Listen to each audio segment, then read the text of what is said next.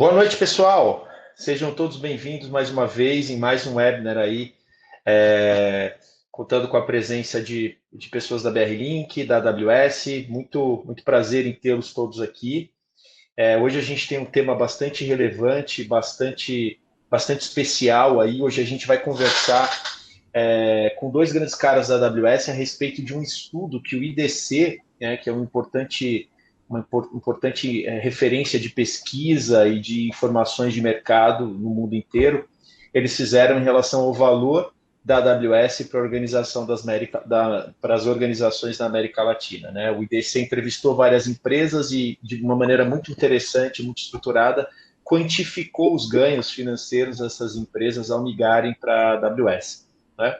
Então, é um tema bem interessante e bem bacana. Tá? Comigo aqui nesta noite tem dois grandes caras. O primeiro deles é o Kleber Moraes, muito conhecido por toda a comunidade da AWS.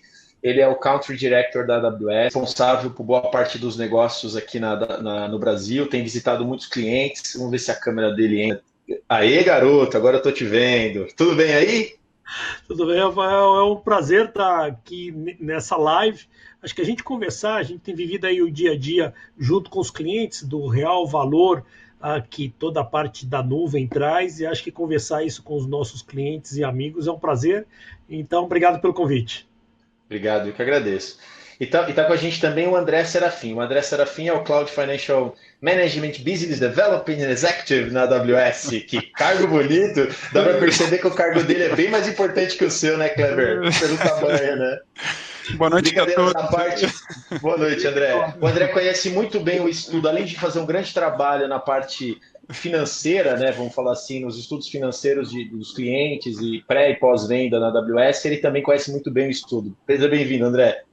Obrigado aí pelo espaço e vocês aí, o público aí pelo interesse, né, e o dispêndio desse tempo aqui conosco, né. Hoje acho que vai ser um bate-papo, a gente vai trazer um resumo aqui dessa pesquisa que a gente fez, mas mais do que esse resumo, a gente vai promover um bate-papo aqui, então acho que vai ser um pouco interativo aí para enriquecer um pouco, né, e a gente poder agregar aí no dia a dia de cada um aí. Tá. Muito bom, muito bom. Acho que... Deixa eu só comentar algumas regrinhas antes, André. Hoje a gente tem uma dinâmica um pouquinho diferente dos dias normais. Hoje a gente, como o tema é mais denso e a gente tem um conteúdo mais amplo de bate-papo, a gente vai concentrar as perguntas no final, tá? A gente tem um grupo hoje nos ajudando a organização dessas perguntas para que a gente não estoure o tempo que está programado. Então, a gente podem fazer perguntas quando vocês quiserem, tá? Ao longo da apresentação, aí pelo chat, pelo texto, como normalmente acontece. Se essas perguntas o time que está moderando, eles vão organizar para que a gente possa responder no final, tá bom? Então, é isso, queridos. André, fique à vontade, conte para nós aí que estudo é esse que o IDC fez. Então, assim como o Rafael estava comentando, né, esse estudo é um estudo pioneiro feito aqui na América Latina, onde a gente conseguiu quantificar o valor da mudança para a nuvem AWS. Né, e esse estudo ele é muito interessante porque ele seguiu uma metodologia que a AWS criou em 2018, que chama-se AWS Cloud Value Framework. Essa metodologia surgiu, então, depois de realizarmos centenas de migrações, a gente validou aí em 2018 que há benefícios além da redução de custos de infraestrutura, né? E que são os benefícios que as empresas têm buscado, né, ter mais, alavancar como benefício da adoção da nuvem, né? Então, o que acontece? Essa metodologia, ela surgiu de subsídio, né? E aí a gente vai ver aqui no estudo da América Latina, né?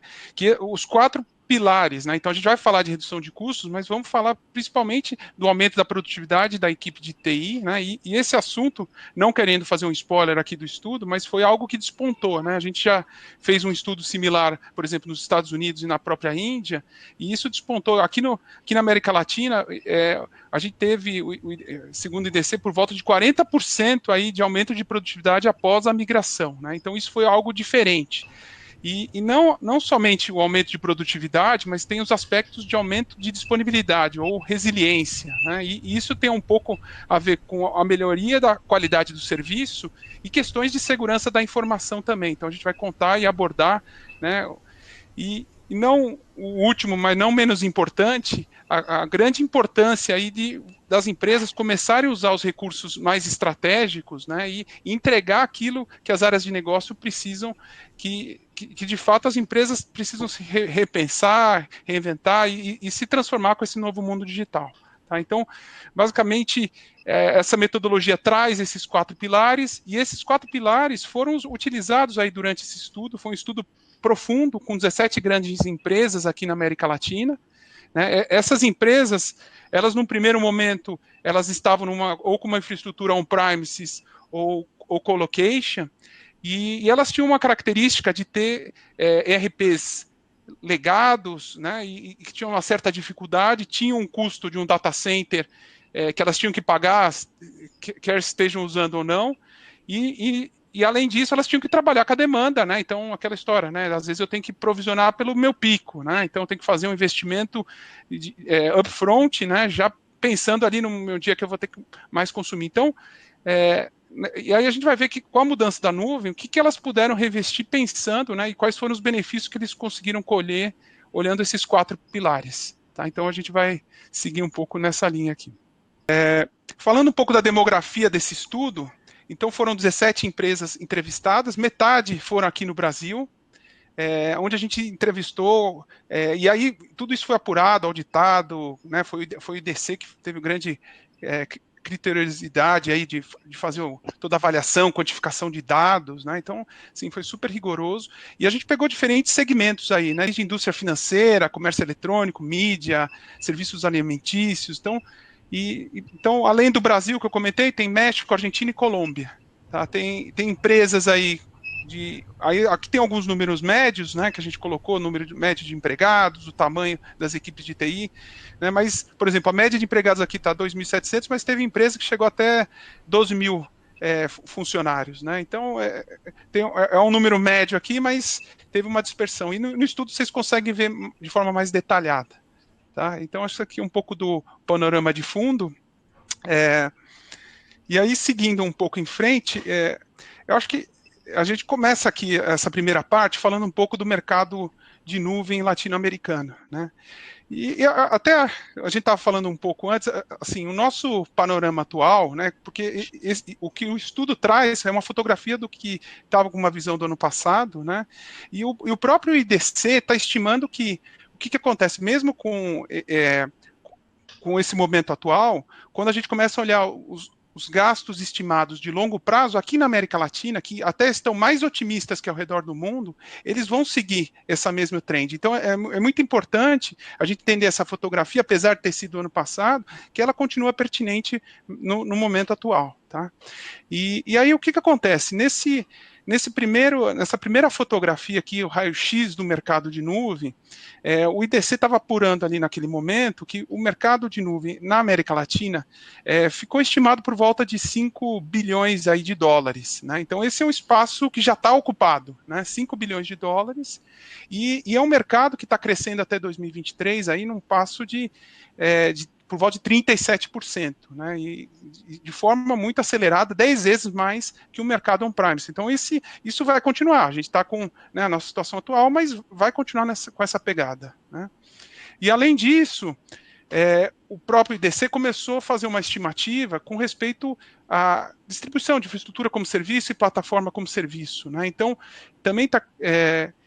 o que acontece? A gente, se olhar em 2019, esse valor estava por volta de 2,3, e a gente vai chegar até 2023 por volta de 10 bi. Né? Então, o mercado está crescendo vertiginosamente e vai continuar assim, né, com essa pegada.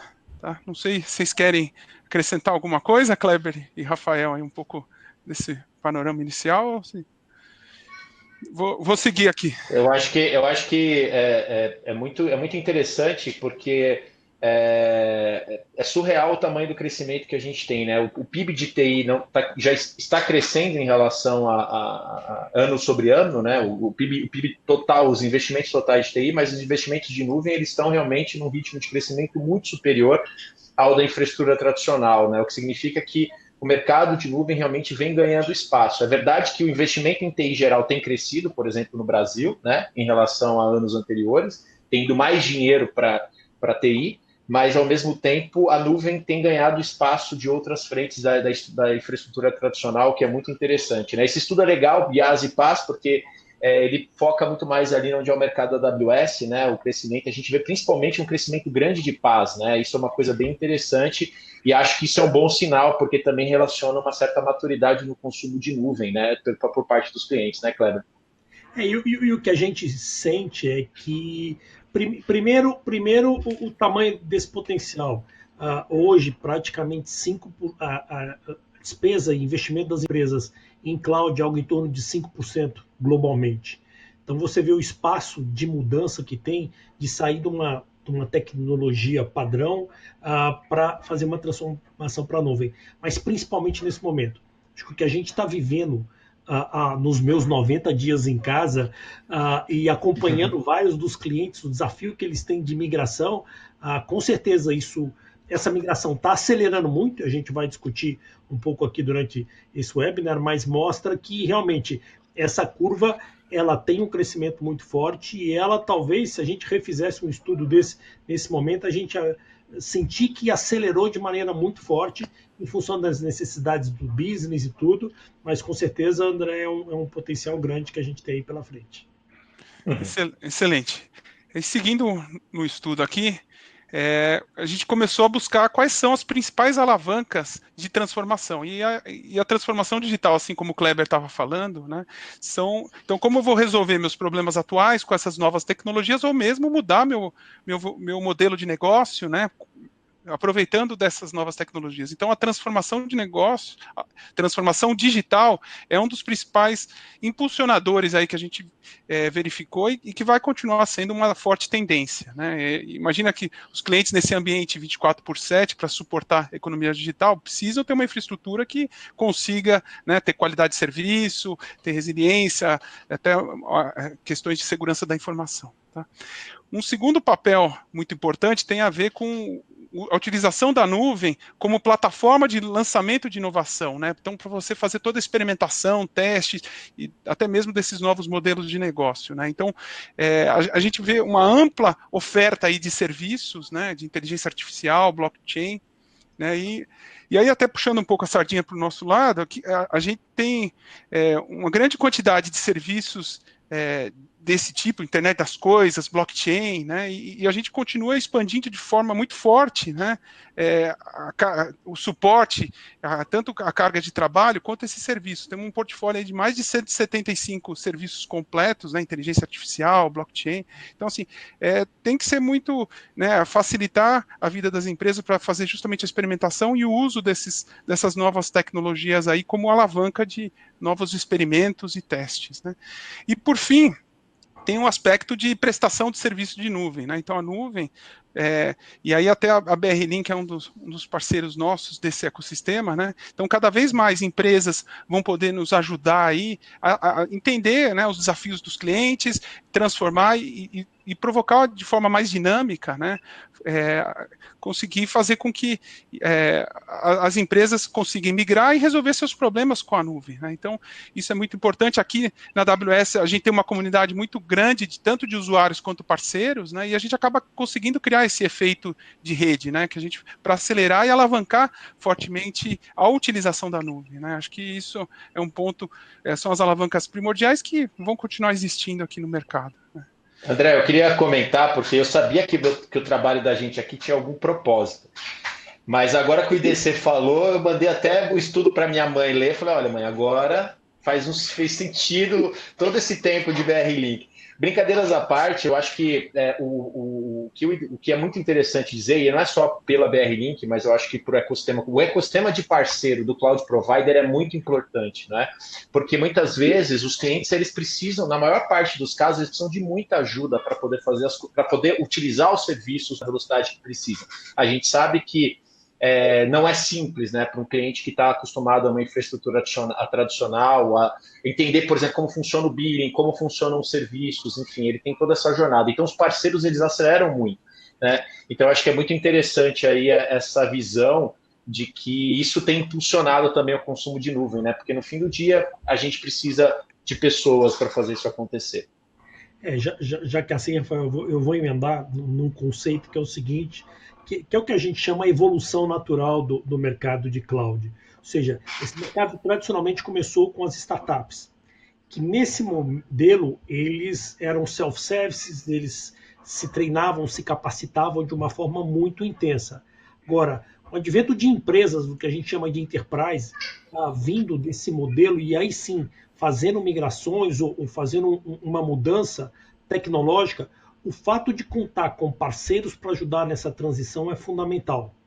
Então, é o que a gente comentou aqui, o conhecimento que a BR Link tem de experiências anteriores que podem ajudar a acelerar esse modelo, ele é fundamental para essa nova fase que a gente tem aí pela frente. Maravilha. Aí, seguindo um pouco, a gente vai falar agora dos objetivos, dos resultados obtidos e como foram quantificados aí esses benefícios, né, por meio daqueles pilares que eu contei. E quando a gente começa a olhar os ganhos, um ponto importante, as empresas então tinham ação on-premises, migraram para a nuvem e essas empresas pesquisadas, elas já não estavam num primeiro estágio que a gente chama de lift and shift, elas já começaram a se aproveitar dos mecanismos que a nuvem tem, né, de propiciar os novos modelos de preço, de dimensionamento, né? Então elas já estavam tirando proveito, né? Então quando a gente começa a olhar os ganhos, tem que pensar muito isso. Então, elas não estavam reproduzindo o que tinham dentro de casa no ambiente on-premises, né? Então, elas já estavam tendo uma ruptura no status quo delas, né? E aí, o que acontece? Então, quando a gente começa a olhar, olhando nesses 4 pilares, o primeiro pilar fundamental que tem a ver, né, eles romperam com aquele modelo obsoleto de investimento tecnológico, que eu até escrevi brevemente anteriormente, ter que fazer um grande dispêndio de CAPEX, fazer uma estimativa já pensando nos picos, né, e começaram a se preocupar, sim, em desenvolver novas funcionalidades, aumentar a quantidade de projetos mais críticos às necessidades de negócio, né, e no fundo, quando você começa a ter essa mudança, né, tirar essa carga de ficar gerando gerando o alto preço de manter uma infraestrutura e como você começa a centrar seus esforços, né, entregando as prioridades de negócio, começam a alavancar. Então, a agilidade dos negócios é um dos principais benefícios e muitas das empresas, né, têm visto e usado a nuvem para justamente acelerar todo esse processo de experimentação e até mesmo desenvolvimento de novos projetos, né.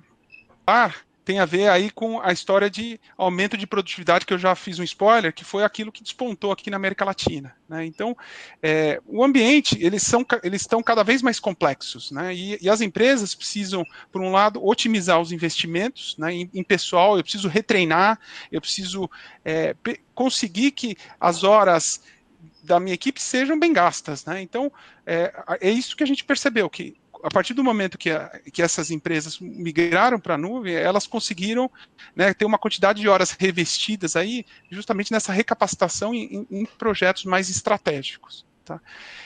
Passando aqui pelo terceiro pilar, que é propriamente com os aspectos de aumento de resiliência, vocês vão ver até depois aí na quantificação que praticamente, como o serviço melhorou muito a qualidade, vindo para a nuvem, todas as paradas não programadas, elas diminuíram sensivelmente. Vocês vão ver que na quantificação que DC faz de ROI, né, de retorno, né, e isso é um pouco que quem tem ainda uma infraestrutura dentro de casa precisa se preocupar, né? Então, questões de disponibilidade e até mesmo eventos de segurança da informação. A gente vê que cada vez mais, né, isso é um ponto super importante aí na economia digital. Tá? E, por fim, do ponto de vista de reduções de custo. Então, até mesmo o que eu estava comentando, essas empresas elas já estavam no segundo momento, elas não reproduziram os ambientes dentro de casa, então elas já estavam se aproveitando desse benefício da nuvem, usando das novas modalidades, como Pay as you go, né? Então, ou seja, permitindo que eu experimente, que eu faça um dimensionamento correto com right sizing, né? E garantindo que eu use melhor para os meus recursos estratégicos, né? Dando visibilidade e ao mesmo tempo controle para os meus times, né? Eu delegando, tendo governança e flexibilidade, né? E a nuvem tem que propiciar isso, né? Governança para a empresa e flexibilidade para os desenvolvedores de novos negócios. Tá? Então, isso é um resumo rápido das 4 horas. A gente vai entrar em cada uma das áreas para mostrar e fazer a quantificação dos benefícios. Então, agora, quantificando, então, uma parte super legal desse estudo foi a quantificação que o IDC fez. Então, o que acontece?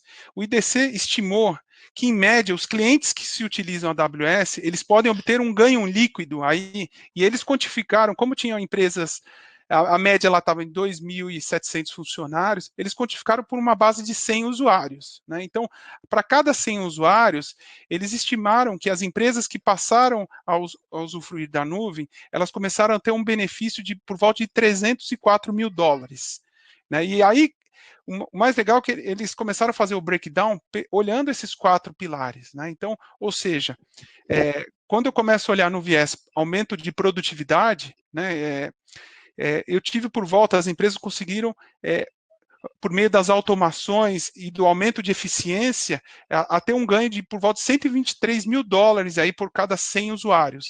Esse ganho é um ganho anual, né, que a gente estimou aqui com base nas metodologias, né, e aí isso começa a refletir esse ponto que eu comentei que está despontando aí do resto dos outros estudos que a gente fez desse tipo com o IDC, tá? Uma segunda área tem a ver com aumento de agilidade. Então, nesse caso aí foi por volta de $84 mil, onde as empresas conseguiram ter retorno em cima desenvolvendo novas funcionalidades e usando projetos mais estratégicos aí, desenvolvendo e gastando energia, tá? E resiliência e o custo de infraestrutura ficaram em terceiro e quarto plano, tá? Então, ao contrário do que as pessoas pensam, o custo de infraestrutura, né, na verdade, eu ir para a nuvem e ter como primeiro benefício apenas o custo de redução da infraestrutura foi o menor peso aí percebido pelo estudo, tá? Acho que esse é uma das coisas mais interessantes desse estudo, André, porque eu acho que muitas vezes, na hora que as empresas estão fazendo as análises, né, os business cases de migração, normalmente observam o custo de infraestrutura, né, fazem um comparativo financeiro dos custos de infraestrutura. Esses 3 pilares, que são ganhos, né, notadamente já conhecidos, mas poucas vezes metrificados, né, representaram um maior retorno. Então, acho muito interessante essa visão. Esse gráfico ele é muito impactante aí. E o resumo é isso, né? Então, justamente o que o Rafael estava falando, então a migração não tem que ser baseada apenas em TCO, né? Cada empresa, tudo bem, vai ter sua jornada única, seu caminho, mas o importante é que existem outros pilares que são importantes e existe uma metodologia que é possível quantificar, né, esses ganhos, né? E esse estudo até traz um racional mostrando aqui na nossa realidade na América Latina como que as empresas obtiveram os benefícios. Agora a gente vai entrar em cada um dos pilares e até aproveitar para fazer até uma discussão aí.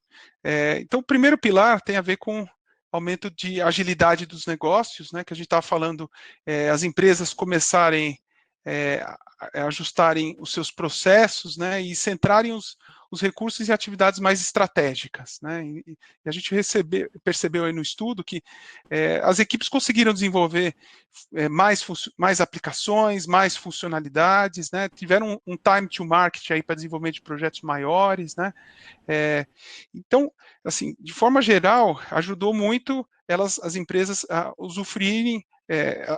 O que o estudo também percebeu é que as empresas tiveram que readequar os processos internos de compra e começarem a pensar com a cabeça de nuvem, né?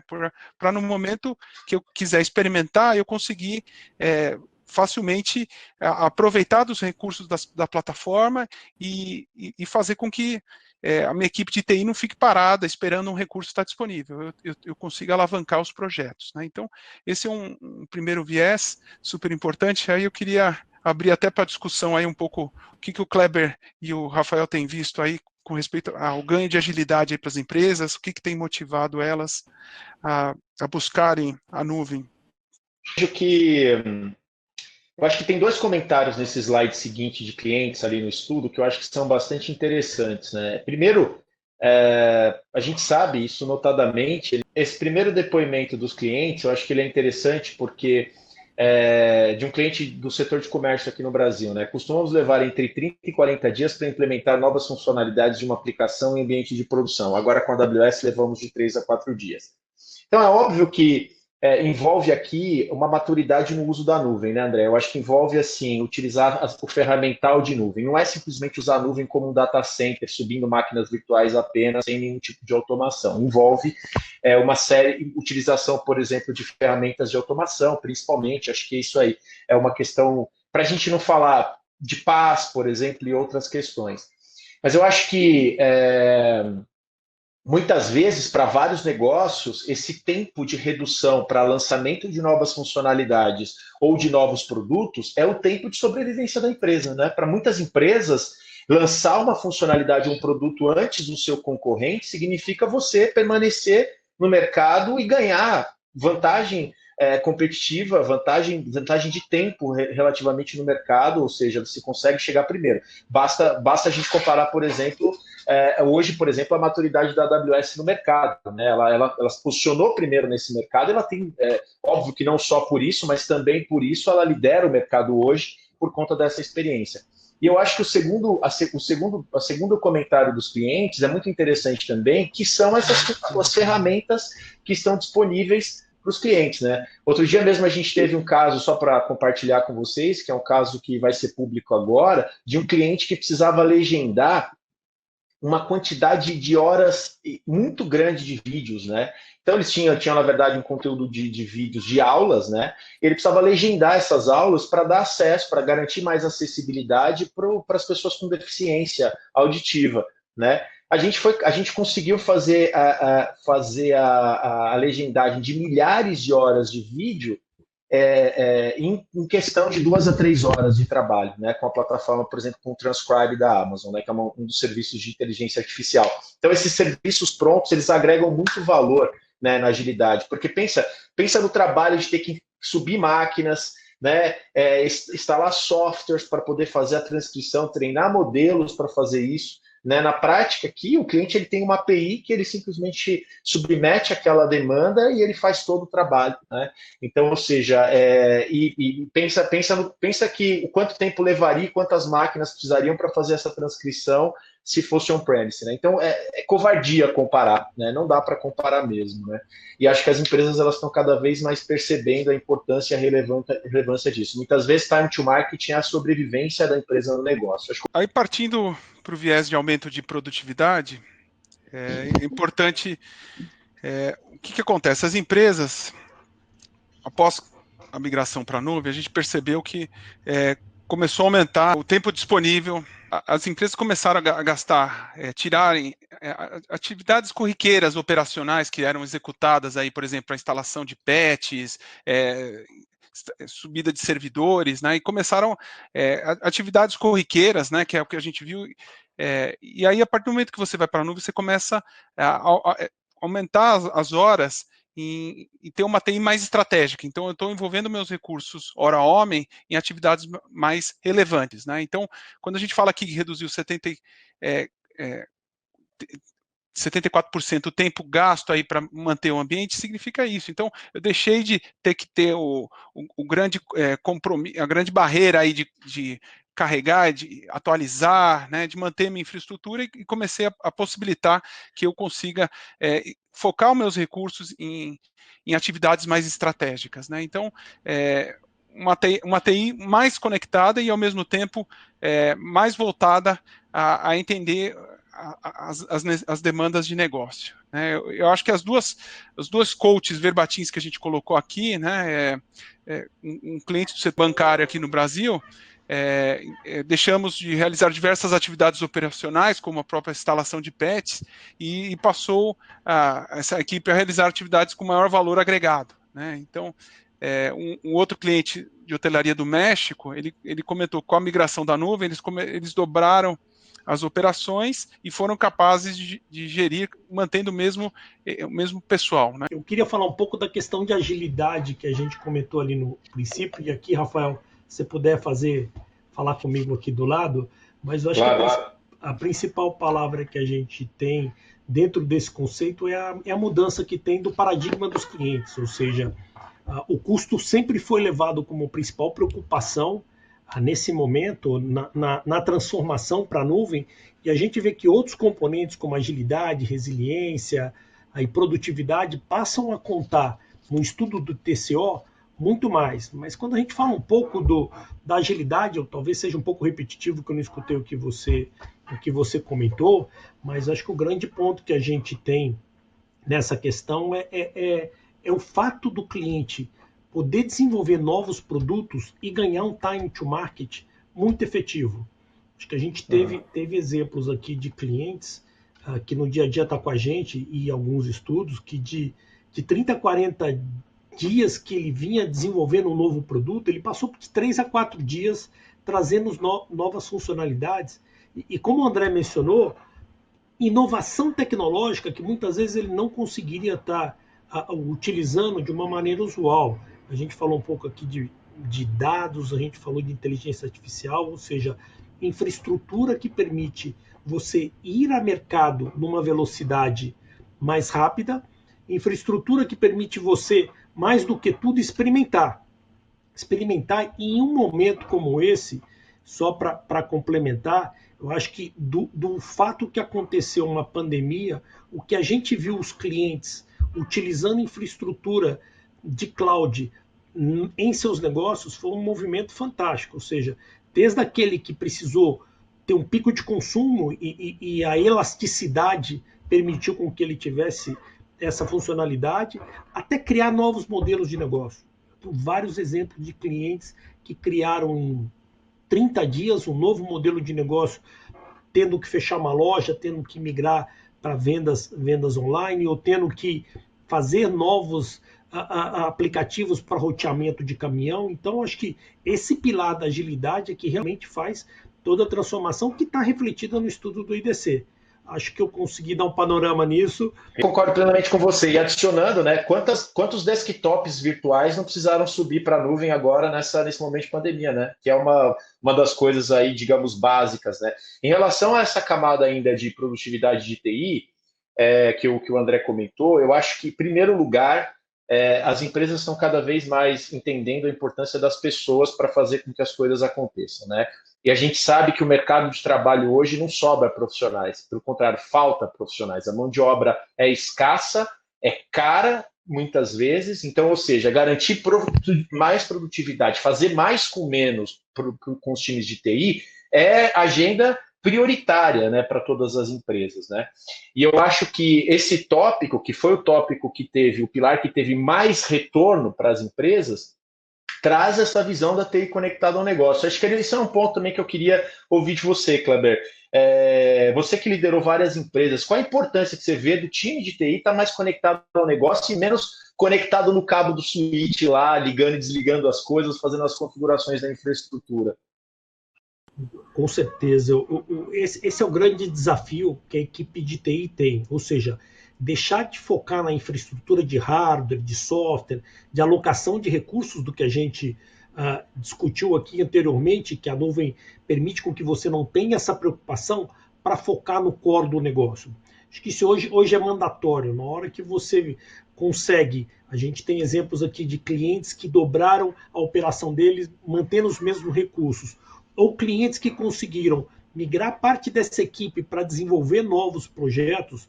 Isso, como core business, faz toda a diferença. Eu tive momentos anteriores de experiência onde isso era muito complexo. Qualquer novo produto que você tinha que ir a mercado, o ciclo era muito, muito lento e demorado, e hoje o mercado não permite mais isso. Hoje você tem que ter um grau de competitividade no lançamento de produto elevado, e isso só é possível com a produtividade dos seus funcionários. Eu acho que nisso aqui também entra um contexto de você ter uma infraestrutura muito grande para suportar tudo isso. Acho que no caso da AWS a gente está falando de 76 availability zones em 24 regiões. Isso é uma infraestrutura pesada, isso é um modelo de gestão que a gente tem um conhecimento e simplifica a vida dos nossos usuários, e é um investimento muito forte. Acho que na hora aqui no Brasil, recentemente a gente fez um anúncio de investimento de quase R$1 bilhão aqui em infraestrutura tecnológica. Eu acho que tudo isso vem para atender a produtividade que os nossos clientes precisam e como ajudá-los nessa jornada e nesse momento.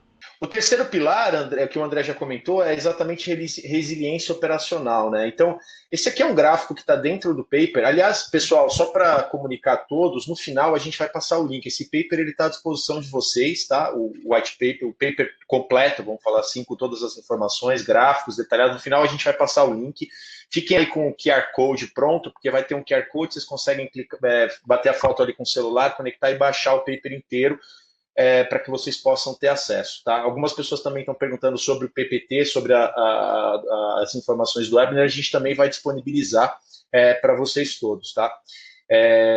E é muito interessante esse gráfico, que basicamente assim, é algo que a gente já sabe, né? A eficiência operacional, o ganho de escala e de eficiência que a AWS tem gerenciando toda essa infraestrutura global, ela garante uma melhor resiliência, né? Menos downtime para as empresas. E a gente sabe que isso é de fato assim o ponto de partida de decisão, né? No bottom line ali, o que movimentou muitas empresas para a nuvem por estarem. A gente está agora tratando aqui com um cliente da área farmacêutica, que tem uma plataforma de dados estruturada e disponível para vários clientes do mundo inteiro e que tem sofrido downtime nesse momento de pandemia por não suportar, muitas vezes, os volumes de acessos dos clientes em determinados momentos, né? Então, a infraestrutura dele, aquela questão básica, né? Tem lá uma demanda, tá otimizada, vamos falar assim, dimensionada por uma demanda específica, quando tem picos, ela cai. Né? E a gente também tem outros ganhos que eu acho que são interessantes na nuvem, que são as ferramentas de automação, né? Ferramentas como, por exemplo, o Autoscaling, que é uma ferramenta que tem anos, o serviço tem anos e anos na AWS, está longe de ser não é um serviço dos mais badalados atualmente, mas é um serviço que não só garante escalabilidade, mas ele também oferece uma ação muito interessante na resiliência, né? No recovery de ambientes. Né? Então, eu acho interessante comentar, por exemplo, dentro desse gráfico aqui tem uns números legais, só voltando, né? Por exemplo, número de paradas por ano, né? Número de paradas de aplicações por ano. Antes da AWS, na média, as empresas tiveram 33,9 paradas por ano. Com a AWS, 4,7. Vale dizer que esse número de paradas, ele também vai depender, obviamente, da maturidade, da maneira como a sua empresa organiza os seus workloads na nuvem. Quando a gente fala de empresas super maduras, como, por exemplo, o Netflix, né? Que tem mecanismos dos mais diversos, esse número de paradas é inferior a esse 4,7, seguramente, né? Eles perseguem lá virtualmente aquele 100% de disponibilidade, não é? Quando a gente fala em menos automação, pode ser que até esse número eventualmente seja um pouco maior. Por isso que é importante a maneira como você define o projeto para ir para a nuvem. Uma coisa interessante, acho que esse gráfico é muito legal, né, André? Você gosta bastante dele, né? Conta um pouquinho para a gente aí o que ele significa. Então, esse gráfico resume aí, em termos da qualidade, aumento da qualidade de serviço. Então, o que vocês veem aí do lado esquerdo, então, era um custo médio estimado das operações antes de estarem na nuvem, né? Então, quando você coloca na conta, o que vocês veem em amarelo, né, o custo de paradas não programadas, né, e você vê o custo total da infraestrutura, quer seja com o próprio custo da infraestrutura ou mesmo com o custo de pessoal, né? E aí, num segundo momento, quando você vai para a nuvem, esse custo some, né? Então, até a gente vai mostrar lá o total geral. Então, quando você coloca isso na conta, né, e você inclui isso num TCO de infraestrutura, você vê que vai fazer uma grande diferença, né? Então, que nem o Rafael está comentando, você ter um data center com qualidade de serviço e serviços já por natureza, já com alta disponibilidade, garantia, né, resiliência, já ajudam a praticamente não existir qualquer parada programada junto aos ambientes dos clientes, né? Então, acho que é importante, né? Então, mesmo na cabeça de TCO, é importante entender, né, que isso deveria entrar na conta e as empresas aqui na América Latina estão vislumbrando a não ter mais esse tipo de problema. Exato. Acho que esse é o ponto interessante. Quanto custa você ficar com o seu serviço parado, né? Quanto custa para você? A gente sabe que muitas empresas têm até facilidade de mensurar isso, por exemplo. Tem um contrato lá, uma cláusula no contrato de multa, por exemplo, de indisponibilidade. A gente tem um cliente, por exemplo, que trabalha muito forte na área suportando a logística do varejo, né, de indústrias. E assim, cada minuto que a aplicação dele fica fora, você tem caminhões parados, né? Caminhões entregando que não sabem para onde tem que ir. né? Então, é muito interessante isso, né? Kleber, você gostaria de comentar um pouquinho sobre essa... O ponto que eu escutei você falando, Rafael, ele é fundamental, ou seja, hoje a gente não mais sem disponibilidade de tecnologia. O fato de ter uma questão como essa, de muitas vezes a sua de falhar, ou ativa, o que você mencionou, na hora que você vai numa movimentação ou de eu acho que isso é mandatório. E tudo tem a ver com essa resiliência. Um ponto importantíssimo nessa decisão ou nessa jornada é a responsabilidade compartilhada. O ponto onde a AWS, cuidando de sistema nacional, ciclo de hardware, que é a física, mas o ponto do cliente, ele controlando todo o acesso às toda a parte de dados, ou seja, tudo que é estratégico. Isso que a gente comenta é que segurança é fundamental. Eu acho que esse daí nessa resiliência, segurança é o que a gente traz e aporta de valor muito forte hoje, de segurança do dado, de ter parceiros e ASVs com a gente a dar essa resiliência do aspecto operacional, que faz uma diferença forte. Isso, no final do dia, significa dinheiro, ou seja, um ambiente parado, e aqui eu vou contar algo que eu vivi também em vidas pregressas. Eu tive um ambiente que era terceirizado no colocation, e infelizmente eu tive um downtime de um dia inteiro. Acho que aquele dia foi o dia mais longo da minha vida, que eu, como executivo, eu fazia reuniões de 2 em 2 horas para entender o que estava acontecendo. A equipe técnica num desafio muito forte, porque isso significa fábricas paradas, isso significa entrega parada.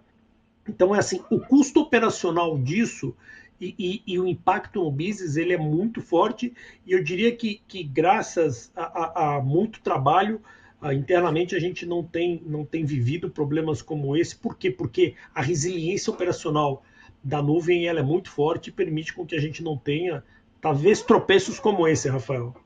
Exato. Eu acho que isso é muito importante, porque a gente falava do valor, vamos falar assim, monetário, multas contratuais por ter aplicação fora, mas tem o fator marca, né? Tem o fator awareness, vamos falar assim, que o quanto você perde de imagem, né? Por às vezes ter uma disponibilidade, né? E gerar isso. Para o varejo, por exemplo, você perde vendas, enfim. Então é muito interessante. E acho que isso aqui também está relacionado com casos de DR, né, de Disaster Recovery, por exemplo, RTO e RPO, que são conceitos que os times tratam na parte de continuidade de negócios, né? Acho isso muito interessante, que para muitas empresas é um ponto de entrada para a nuvem. O último pilar que a gente tem, que é o pilar já conhecido, né, André? Esse cara não tem muita novidade, digamos assim, é o quanto é a continha ali na ponta do lápis ali em relação à tua infraestrutura tradicional e a infraestrutura na nuvem. É simples, mas não é, porque as empresas muitas vezes fazem a conta ali, por exemplo, se eu comprar um servidor, esse servidor vai durar para mim 36 meses, então eu pego esse valor por 36 e tal. A gente sabe que tem muitos custos indiretos, né? Contratos, pessoas, energia, várias outras coisas ali que estão associadas que fazem o TCO, né? O Total Cost of Ownership, o custo total de propriedade de um ambiente de TI. Porém, né, ainda assim, é o tema mais comum aí para as empresas. A gente sabe que nem tudo fica na conta, né?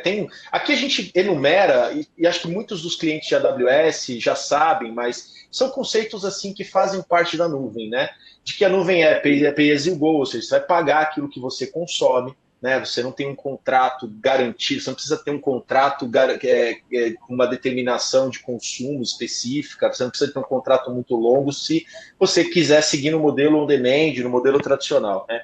Mas para empresas que já possuem uma certa previsibilidade de consumo, a AWS dá vários formatos, né? Os famosos saving plans, RIs ou instâncias reservadas. Basicamente você define, você já sabe que você vai ter um consumo de recursos por um determinado período, pelo menos 12 meses, né, por tradução ali, e aí você faz uma contratação antecipada, né, seja upfront, ou seja com pagamento antecipado, ou seja com pagamento diluído mensal, e você consegue ter desconto no teu consumo tradicional. Obviamente que uma das coisas mais interessantes, e isso sempre foi uma coisa que me fascinou na AWS, e ela introduziu no mercado de TI, que é a redução de fato, a tabela de preços da AWS diminui com o tempo e não aumenta. Então, hoje a gente pode dizer que se você vê um serviço custando 1, esse serviço nunca vai custar mais de 1. Ele pode custar menos de 1 e, frequentemente, vai custando menos de 1. Dezenas e dezenas ao longo da história e desses anos todos de reduções de custos foram feitas em vários serviços. Eu vou citar uma que foi bem impactante recentemente, que foi, por exemplo, a redução do CloudFront em mais de 50%, 60% do custo aqui na região São Paulo que a gente teve no final do ano passado, né? É muito importante também dizer que a AWS ela conta com vários programas de migração, tá? Então, para quem tem um plano de migração para a nuvem, um dos programas é o chamado MAP, o Migration Acceleration Program. São vários projetos, são vários programas onde a AWS te ajuda financeiramente a fazer essa transição. Tá? E aí, obviamente, que tem projetos para vários tamanhos de migração, situações. Normalmente, esses programas estão associados a parceiro, por isso também é muito interessante você contar com um parceiro nesse processo. A BR-Link, obviamente, está à disposição de vocês para isso. Né? E tudo isso gera, naturalmente, uma redução do TCO, né?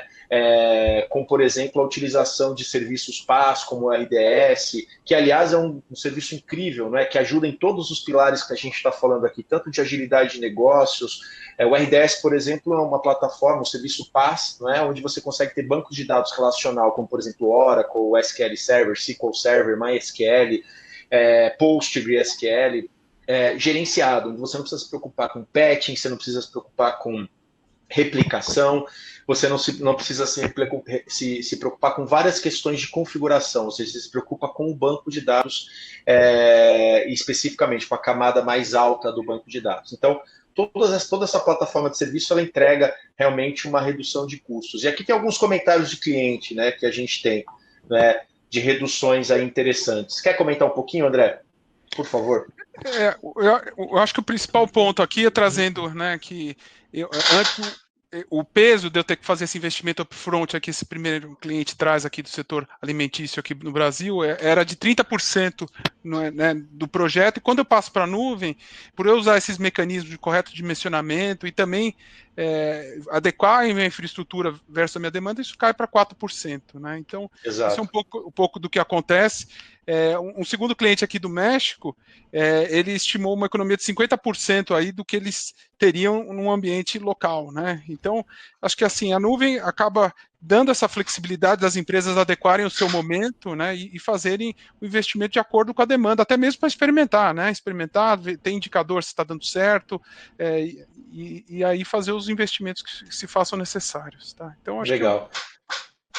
Acho que é por aí mesmo. E aí a gente vai migrando para a fase final, André. Eu acho que esse estudo final do ROI, ele é muito interessante. Queria que você comentasse ele para a gente, por favor, aí você que domina esses números.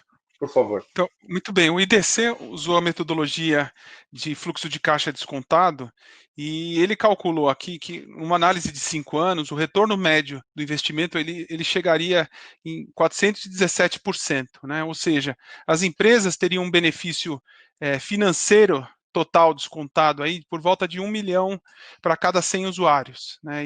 Ou seja, cada organização, em média, chegou a um benefício aí de 12 milhões de dólares. Então, assim, o IDC usou a metodologia dele, quantificou nos pilares os benefícios, né, e concluiu a análise mostrando que existe retorno sobre investimento, né. Então, basicamente um panorama aí mostrando que a migração para a nuvem faz sentido, né, e que você tem um benefício financeiro, né, não só olhando para cada um dos pilares, mas um benefício como realização do projeto, né, desse investimento. Então, é um rápido resumo aí, sem entrar muito na numerologia, mas para dar uma ideia para vocês. Esse slide agora, muito legal, ele é basicamente um resumo de todo o paper, né? Ele é um resumo de todo o paper, né? Divide aí... Então, esse é um resumão, né? Então, um panorama olhando aí todos os pilares. Então, a gente agrupou em 3 áreas, né? Então, a primeira área tem a ver com a otimização dos investimentos e recursos de TI. Então, tem esse aspecto do ROI, né? Então, as empresas essas 17 empresas, elas tiveram um lucro aí médio de 3,6, elas tiveram uma amortização desse investimento em 5 meses, que tem a ver lá com a história do ROI que eu estava falando, né? E por um lado tiveram maior agilidade, entregaram as demandas mais relevantes para o negócio, né, tendo maior desenvolvimento de mais funcionalidades, mais aplicações por ano, e por outro lado atingiram, né, uma melhor qualidade de serviço, diminuindo o custo operacional, né, diminuindo as paradas não programadas, né, então aí tem aqueles números lá, o 61% que a gente falou naquele gráfico, né, comparando a situação on-premise versus a nuvem, aumentando a produtividade do pessoal, né, o pessoal deixando de fazer atividades operacionais e passando a atuar em projetos estratégicos, analytics, né, e então assim é um resumão do panorama, né, mostrando que existe possibilidade, a nuvem agrega valor e você consegue quantificar esse valor através de uma metodologia, né, e esses são os números aqui da América Latina, lembrando que metade desses 17 clientes foram aqui do Brasil, né? Então é um estudo pioneiro. Que é o maior mercado aqui da América Latina, né? Por isso que todas aquelas projeções iniciais que a gente colocou de crescimento da América Latina, do mercado Latam, Brasil é a maior parte daquela fatia ali. Muito bem, pessoal. A gente agora vai para um Q&A rápido aqui. Esse QR Code que vocês estão vendo é o QR Code para vocês baixarem o paper. Então, esse QR Code ele vai direto. Tem um link também aqui. Eu vou colocar esse link aqui no chat. Mas ele é um link. O QR Code ele vai direto para uma página da AWS onde vocês podem baixar o estudo direto. Pessoal, nós tivemos muitas perguntas, a gente vai focar aqui em algumas, porque a gente até está com o tempo um pouco estourado, tá? Então eu agradeço demais a todos, são várias perguntas, principalmente sobre os 3 pilares que são mais, digamos assim, mais debatidos nesse estudo, né? Que é o que a gente falou, agilidade no negócio, resiliência operacional e produtividade de TI, as perguntas estão todas nesse entorno, na maior parte delas. Eu vou pegar algumas delas aqui e aí a gente eu vou jogar para vocês aí, para o Kleber, para o André. Primeiro, uma pergunta que o Kleber colocou, um tema que o Kleber trouxe, né? Vocês podem comentar mais sobre segurança? Esse sempre foi um ponto sensível para muitas empresas na hora de migrar para a nuvem. Ainda há temor por parte dos seus clientes? Eu vou começar já respondendo aqui, porque eu estou nesse mercado nós somos BR Link é parceira da AWS desde 2010, então a gente completou 10 anos nessa jornada. Eu vou dizer para vocês que no começo todas as discussões com os clientes envolviam esse tema de segurança. Mas é seguro, as perguntas, onde é que fica a nuvem? Faz muito tempo que a gente não tem esse tipo de discussão. Ou quando a gente tem discussão de segurança, são discussões maduras. São discussões de, puxa, aqui eu tenho isso, como eu faço isso na nuvem? Né? São discussões normais. Às vezes as empresas grandes, as empresas enterprise, elas têm times de SI, né, de segurança da informação. Então, muitas vezes a gente tem esse exercício de depara, né? Como garantir a governança? A gente teve o Zilo aqui, 2, 3 webinars para trás aqui, e tem um conteúdo, o Marcelo Zilo, que foi chefe de segurança de empresas como o Banco Safra, Febraban e tal, e hoje está na AWS, ele fez uma abordagem muito detalhada sobre como fazer, como gerenciar esse tema. Então, a gente não tem tido, isso não tem sido um blocker na discussão de segurança para os clientes. Pelo contrário, os clientes estão vendo que pela quantidade de mecanismos que a nuvem provê, eles vão ser mais seguros na nuvem do que fora dela. Né? E é óbvio que tem várias questões de governança, configuração, enfim, várias questões aqui de arquitetura, mas, no geral, isso não tem sido um desafio, não. Kleber, o que você vê? Você toma muita pergunta de segurança dos clientes? Eu tomo, e assim, o ponto de o que você comentou da maturidade e evolução do que aconteceu é responsabilidade compartilhada. Eu acho que esse é o grande ponto onde a gente consegue trabalhar com os clientes, levando o que você falou, parceiros como a BR Link ou a SVs que ajudam a suportar e trazer experiência de segurança, mas o conhecimento interno do cliente, o compromisso interno. A gente, e algumas vezes, para algumas pessoas que estão entrando nessa jornada, a gente usa muito a figura da segurança da sua própria casa. Ou seja, não adianta você deixar a porta aberta, ter uma porta com chave eletrônica e deixar a porta aberta, ou, em função disso, montar todo um sistema de monitoramento, mas deixar falhas de processos dentro do controle. Então, esse é um ponto que hoje a gente tem bancos, tem sistemas de dados circulando com nível de segurança altíssimo, mas voltando nesse ponto que a responsabilidade compartilhada para manter o nível de segurança necessário para qualquer tipo de aplicação. Legal. Mais uma vez, eu convido vocês a verem o webinar que o Ziro esteve com a gente, que é muito interessante, acho que vai ajudar vocês aqui. Vou pegar uma outra, André, aí se você quiser, você comenta ou fica para o Kleber também. Com a pandemia e a necessidade de distanciamento social, todos os tipos de negócios se viram obrigados a operar digitalmente e à distância, né? Como isso se refletiu na demanda por serviços de nuvem? O que mudou no pedido que vocês recebem dos clientes? Eu vou comentar aqui assim, daqui do nosso lado, tá? A gente vê que, embora no momento inicial a gente teve ali uma situação das empresas de se readequar a essa realidade, muitas delas trazendo os clientes os funcionários para casa, né, e provendo ali as condições para que eles pudessem trabalhar de home office, a gente vê que agora as agendas têm sido retomadas pelas empresas e a pandemia ela tem impulsionado, na verdade, colocado uma luz bem interessante nas deficiências das empresas, de todas as nossas empresas, não são as outras, todas as nossas, né?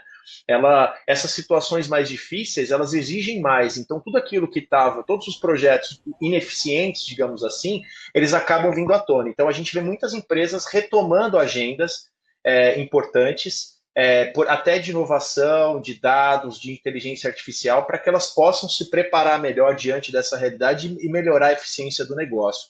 Tá? Kleber, você quer comentar alguma coisa? Por favor. Deixa eu complementar. A gente acha que teve ciclos dentro dessa utilização. Acho que do ciclo básico, que foi alguns clientes que tiveram um aumento de demanda e a gente atendeu essa produtividade, o aumento de consumo, aqueles que a gente ajudou muito na otimização, no primeiro momento, ou seja, a queda do business dele caiu e ele precisou reduzir o negócio e, além disso, otimizar. Mas esse ponto que você comentou, ele é chave. Ele, a partir do momento que todo mundo se adaptou a esse novo normal, a necessidade de novos negócios que a gente discutiu ao longo dessa uma hora, ela veio à tona. Então, hoje, a quantidade de clientes que nos pedem uma ajuda e um suporte para alavancar novos tipos de negócio, iniciar o que a gente falou aqui, estudos de imigração, isso já começa a vir à tona. Claro que num volume ainda pequeno, mas a gente já sente isso na agenda desses clientes. Com certeza, todos os clientes, quase que sem exceção, tem uma agenda de migração para a nuvem, tem uma necessidade de falar o que a gente comentou aqui, que é uma mudança de dados, acessibilidade. Eu tive casos de clientes, capacidade de acessar seus dados, entrar e ajudar de uma maneira mais forte a subir máquinas. Então, a partir de sim, começa assim, uma demanda maior, com certeza virá de uma maneira muito forte para poder contribuir nessa nova fase. Legal. Muito bom. Uma outra aqui, tem várias, eu vou pegar uma outra. Essa é interessante, sobre mão de obra. Sempre faz essa pergunta. Sobre vagas ofertadas e pouca mão de obra. O que precisa mudar no perfil do profissional de TI? O profissional de TI vai perder espaço? E como migrar para a nuvem, para a cloud, quando o seu time não possui experiência na área? Eu vou começar respondendo assim. Em primeiro lugar, o profissional de TI ele não vai perder o espaço, ele cada vez ganha mais espaço. Eu acho que o que é importante a gente avaliar é que o profissional de TI, como tudo no mundo, tem que se transformar, né? Tudo tem que evoluir, né? Então eu acho que para o profissional de TI que está lá, como o exemplo que eu dei anteriormente lá, cuidando do cabeamento, cuidando do switch, simplesmente esse cara ele tem uma dificuldade maior. Ele vai ter uma dificuldade maior. Mas o profissional de TI que busca aprender, que busca crescer, ele vai ter espaço. Eu sempre digo, nunca foi tão fácil aprender. Nunca foi tão barato aprender. né? Então eu acho que os recursos são amplos, né? Eu vou dar uma dica aqui para quem tem ali, óbvio que tem treinamentos, tem vários caminhos assim, mas a gente vê muita gente tendo muito sucesso, por exemplo, com a AWS no famoso Cloud Guru lá. A gente vê gente da AWS, muita gente da AWS consome o Cloud Guru para aprender nuvem, né? A gente sabe que o time da AWS também cresce muito. Então, assim, hoje nunca foi tão fácil, o custo é relativamente baixo, menor do que sempre foi para aprender. O profissional ele precisa se reinventar, né?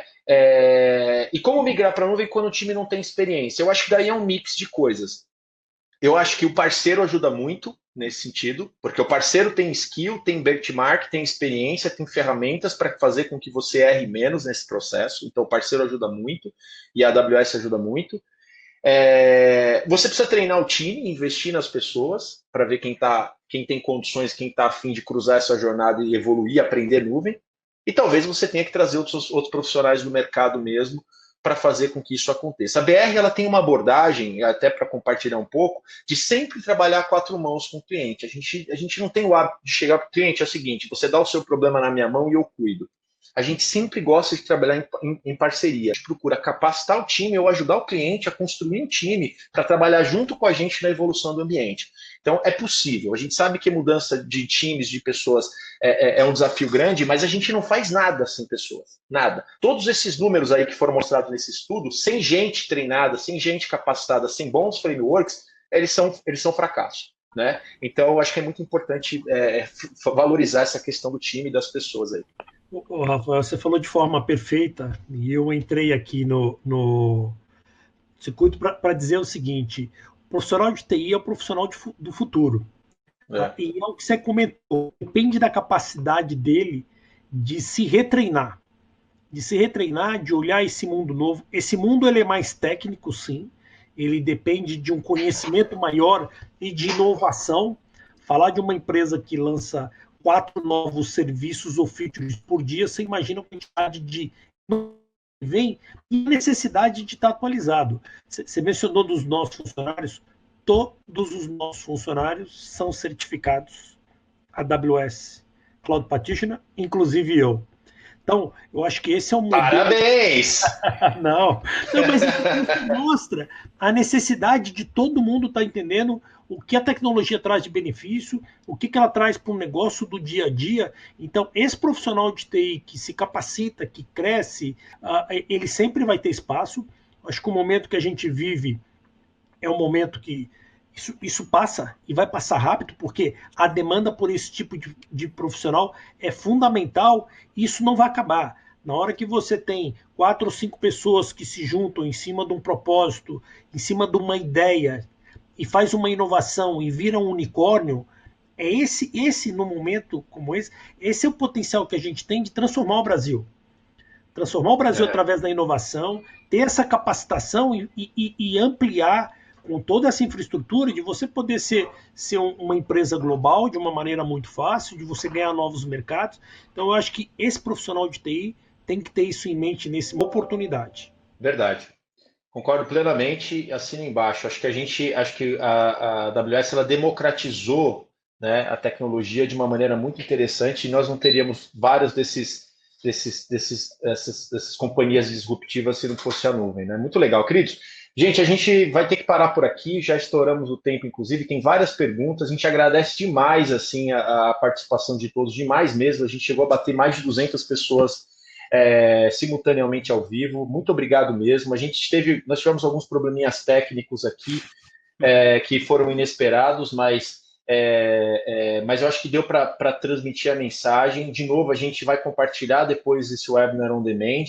A gente também vocês têm acesso ao paper aqui do IDC, tá? A gente quer agradecer a todo mundo da AWS, o time do IDC que também consentiu e liberou para que a gente pudesse utilizar esse estudo aqui na nossa apresentação, tá? Eu vou fechar aqui, Kleber e André, com uma pergunta que veio e eu queria que vocês respondessem de verdade, assim, não é agora by the book aqui, é de verdade. Se for happy hour, pode falar que é happy hour.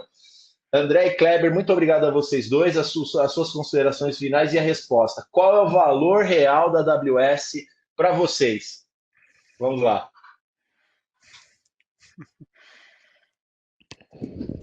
André, pode ir. Pode falar, André.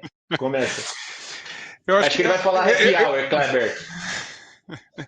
Eu acho que a AWS, a gente está falando muito em aprendizado, né? Ela é um instrumento aí para ajudar as pessoas e as empresas, né, a aprender, desaprender e reaprender, né? Então eu acho que assim, se a gente for pensar no futuro, ela traz uma ferramenta, tecnologia, né, e conhecimento e modelos aí de negócios que nem a gente estava falando, que disruptivos que surgiram, né? Então ela é um mecanismo que eu acho que assim vai ajudar as empresas e os profissionais do futuro a terem a perenidade, tá? Então eu acho que é um pouco do que eu penso aqui. Agradecer a oportunidade e o tempo aí de vocês. Muito obrigado, André. Muito obrigado, Kleber. E você, cara, qual que é o valor real aí? Você que é um cara certificado. A muita empresa que eu tenho oportunidade de gerir. E diria que é uma das empresas que eu tenho mais orgulho de fazer parte.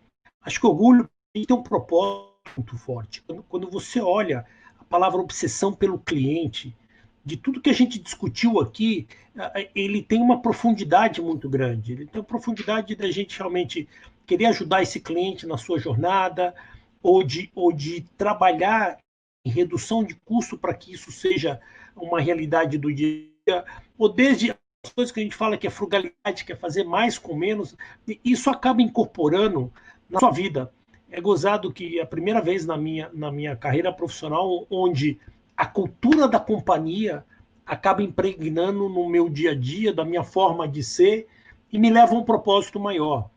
Me leva a um propósito de como é que a gente ajuda esses clientes a transformar o seu negócio, a mudar, como é que a gente ajuda a sociedade num momento como esse. A gente não teve chance de falar muito aqui, mas em questões de Covid, onde a gente está dando mais de $milhões de crédito, ajudando dados do bem, ajudando o governo do estado de São Paulo. Então, assim, o propósito que fica ele é muito maior.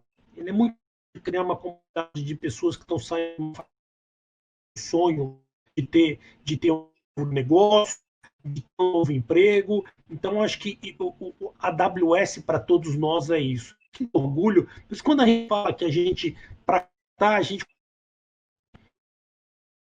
que queiram um mundo melhor, que estejam aqui com um propósito maior. Acho que isso é orgulho que me dá de fazer parte desse time, de trabalhar. Eu acho que esse daqui, com happy hour, daria para a gente tomar umas 2 garrafas de vinho falando desse assunto, e acho que as considerações finais são essas, ou seja, a gente viu por esse estudo que realmente é uma jornada a ser seguida, que necessita começar amanhã, para aqueles clientes que precisam de apoio, para aqueles clientes que querem ajuda da AWS junto com os nossos canais, a gente está aberto para ajudá-los numa jornada que significa ter o parceiro certo.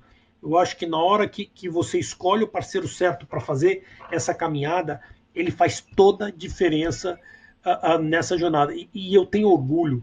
Eu tenho orgulho quando eu faço, o Rafael me conhece, eu gosto muito de estar em frente aos clientes. Em todos os clientes que a gente vai, ele coloca o diferencial da AWS, talvez não seja só pela tecnologia, por tudo que vocês fazem, pela cultura, mas é por essa paixão que vocês fazem e trazem para a gente. Então, consideração final é essa: contem conosco, contem com parceiros como o BR Link e vamos estar preparados, porque eu garanto que isso vai passar e vai passar. E a grande função nossa como ser humano é sair mais forte dessa situação. É ver o que isso impactou a cada um de nós, impactou as nossas empresas, e como é que a gente sai numa linha de sustentabilidade e adaptabilidade, como é que a gente sai desse momento de uma maneira mais forte. Então, obrigado por esse tempo, obrigado pelo convite. Pessoal, muito obrigado aí pelo tempo de vocês. Divulgando o nosso próximo webinar, a gente vai ter daqui a 15 dias exatos, tá? Nós vamos ter um webinar sobre otimização de custos. A gente vai ter o time da AWS aí falando sobre as melhores práticas de otimização de custos. A gente sabe que isso é uma agenda super importante. Quais são as melhores práticas, as melhores ações para que você consiga ali ter quick wins de reduzir o seu custo. A gente não falou sobre isso, é um assunto super quente até aqui. Então, esse é o próximo da nossa série. Nós vamos ter mais aí em julho sobre Analytics, sobre Machine Learning. Já tivemos e vamos ter outros. Então, fiquem com a gente aí. Muito obrigado pela participação de todos mais uma vez. Muito agradecidos mesmo. E boa noite. Fiquem com Deus aí. Tchau, tchau.